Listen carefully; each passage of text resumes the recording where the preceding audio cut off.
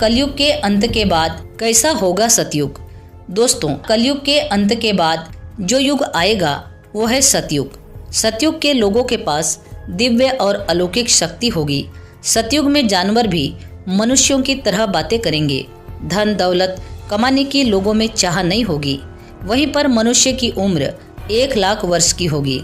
और दोस्तों, ये सब काल्पनिक बातें नहीं है, बल्कि भागवत पुराण, मत्स्य पुराण, स्कंद पुराण और ऋग्वेद जैसे उत्तम और प्राचीन ग्रंथों में लिखा हुआ इतिहास है। दोस्तों, सतयुग में इंसान कैसे दिखाई देते थे और आने वाले समय में सतयुग कैसा होगा। दोस्तों, सतयुग में क्या क्या होगा, कैसा होगा आने वाले समय में सतयुग। सतयुग में भारत का राजा कौन था? सतयुग में मुसलमान थे या नहीं? सतयुग का आरंभ कब हुआ? सतयुग के लोग क्या खाते थे और आने वाले समय में सतयुग के लोग कैसे रहेंगे और क्या है सतयुग का इतिहास। दोस्तों, इन्हीं सभी सवालों के जवाब हम सनातनी टेल्स चैनल की इस वीडियो में विस्तार से जानेंगे। दोस्तों, वीडियो को शुरू से अंत तक जरूर देखिएगा और आपसे छोटा सा निवेदन है कि इस वीडियो को एक लाइक जरूर कर लीजिए और यदि आप चैनल पर नए हो तो चैनल को सब्सक्राइब अवश्य कर लीजिए। साथ ही कमेंट में जय श्री कृष्णा और जय जगन्नाथ अवश्य लिखिए। चलिए जानते हैं। दोस्तों, सबसे पहले हम जान लेते हैं सतयुग में इंसान कैसे दिखाई देते थे। सतयुग 17,28,000 वर्ष तक रहा। ये युग 4 पैरों पर खड़ा था और इस युग में मनुष्य की लंबाई 32 फीट की होती थी।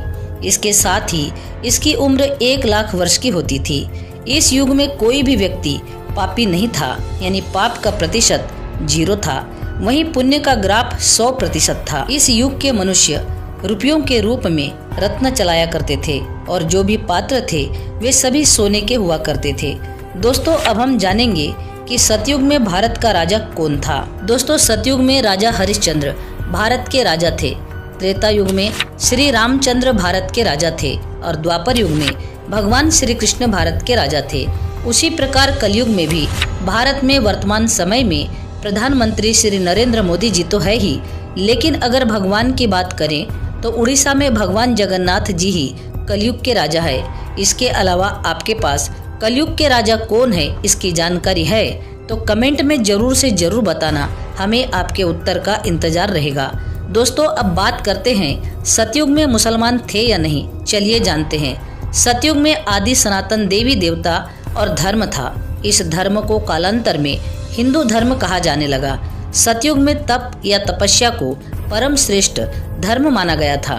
त्रेता युग, द्वापर युग और कलयुग में अलग अलग धर्म प्रचलित हुए। अरब देशों में त्रेता युग और द्वापर युग में पगान धर्म, यहूदी धर्म, नास्तिकता, ईरानी धर्म, ख्रिस्ती धर्म जैसे धर्म प्रचलित हुए।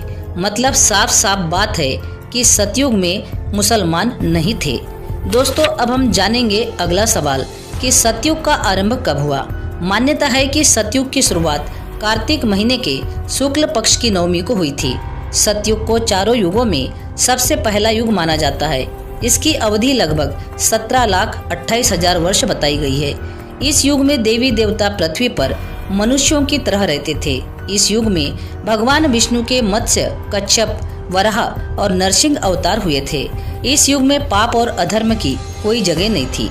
इस युग का प्रधान तीर्थ पुष्कर था। मनु का धर्मशास्त्र इस युग में अवलंबनी शास्त्र था।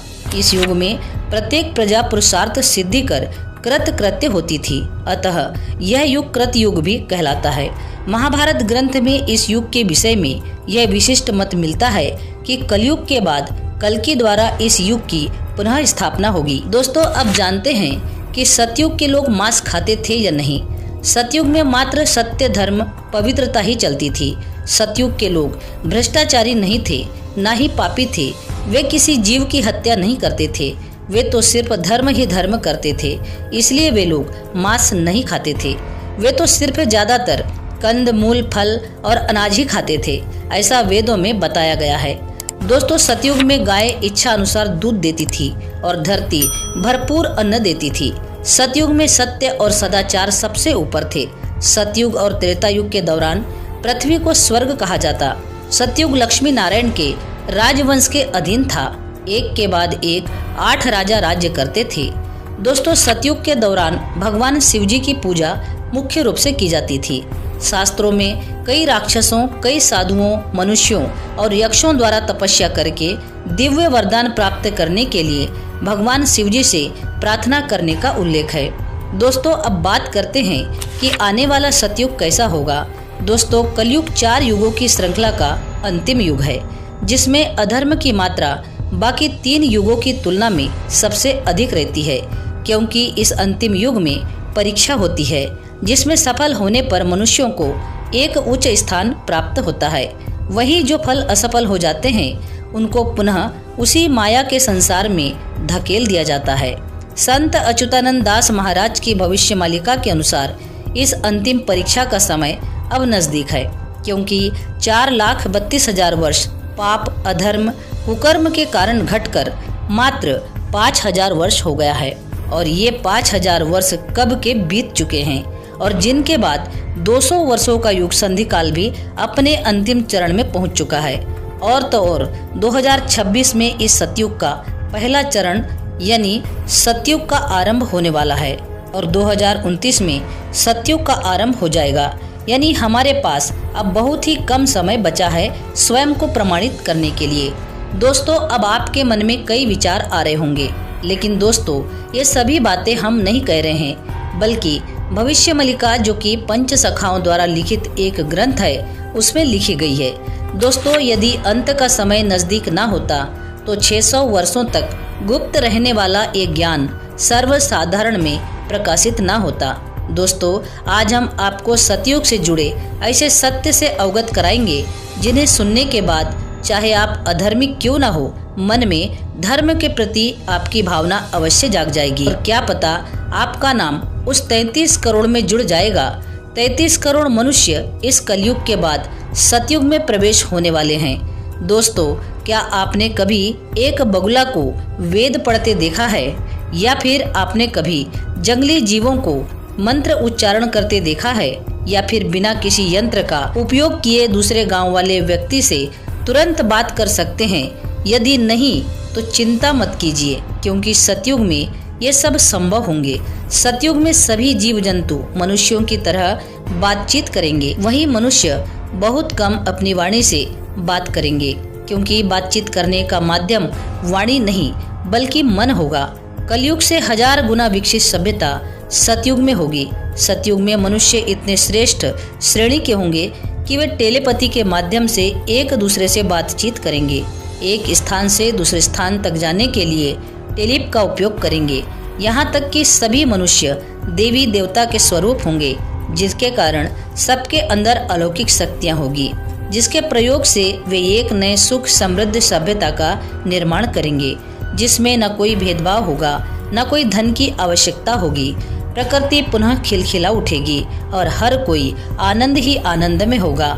न बीमार होने का डर, न भूख प्यास होने का डर, न गरीबी का डर, न अमीरी का घमंड, न न्याय का डर, न अन्याय का डर, न ही किसी भी प्रकार के अधर्म का डर। बस होगा तो केवल भक्ति, प्रेम, सत्य के मार्ग से न भटकने का डर। सतयुग में मंत्र शक्ति काफी प्रभावशाली होगी और मंत्रों से सारे काम बन जाएंगे। सतयुग में नदियां जल से परिपूर्ण होगी और वृक्ष फल फूलों से लदे हुए होंगे। चारों ओर का वातावरण मन को मोहने वाला होगा। दोस्तों, ऐसा होगा आने वाले समय में सतयुग। दोस्तों, वीडियो कैसी लगी कमेंट में जरूर बताना। साथ ही कमेंट में जय श्री कृष्णा और जय जगन्नाथ अवश्य लिखना।